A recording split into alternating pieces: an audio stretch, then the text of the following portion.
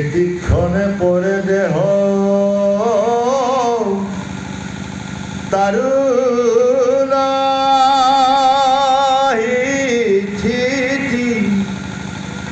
পাৱে মহাফল যদি কৰ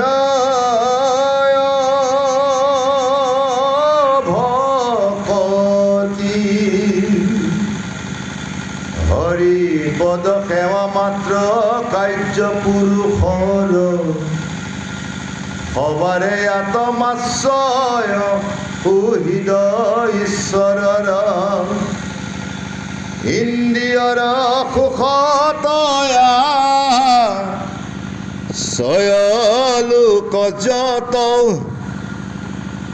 যত্ন কৰিলে কপাই দেৱৰ বলত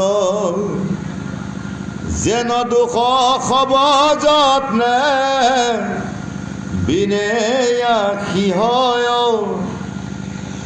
তেনমতে সুধু আখি আপুনি মিলয় এতে কেকু সক লাগি নলাগে পয়াকো যাতয়াকে খব হয় অবিফলে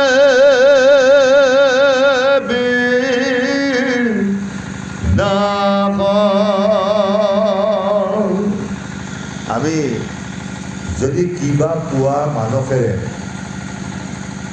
ভকতি কৰোঁ তেতিয়াহ'লে সেই ভকতিত কাম নাই।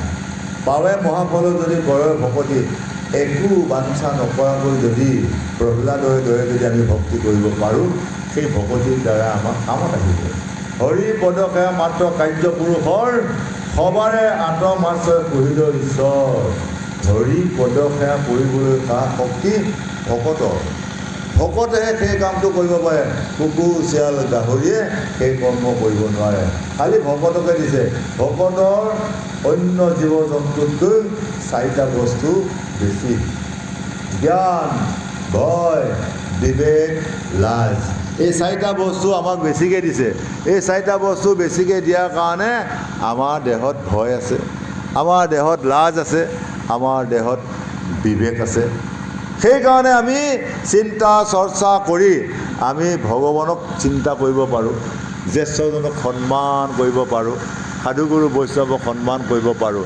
সেইকাৰণে হ'লো মানৱ। যদি মানৱে হয়, যদি দানৱ কৰ্ম কৰা হয় তেতিয়াহ'লে আমিও যমদূতৰ হাতত তামোল কিল খাই এদিন ইহ সংসাৰৰ পৰা বিদায় ল'ব লাগিব বুলি আজি প্ৰহ্লাদে ধুনীয়াকৈ দৈত্য শিশুসকলক বুজাই আছে। কৃষ্ণ